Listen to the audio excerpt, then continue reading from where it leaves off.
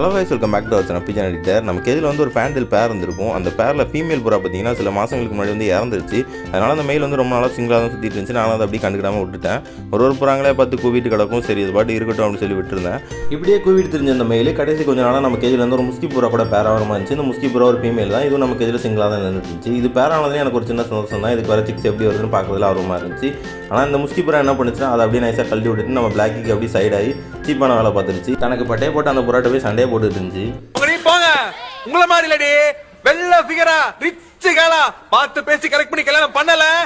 சவால் விட்ட வீரன் சொன்ன மாதிரி அவனுக்கு ஒரு பொண்ணை பார்க்கணும். அப்போ தான் முடிவு பண்ணேன். வாழ்ந்தவனும் போயிட்டா வந்தவனும் போயிட்டா விரக்தியில் இருந்து அவன்கிட்ட போய் வேற பிள்ளை பார்த்துக்கலாம்டா. இல்லை, அந்த பிள்ளை மாதிரி வருமாடா, முதல்ல வருடா, மறக்க முடியலடா. அதோட நல்ல பிள்ளைய பார்த்துக்கலாம்.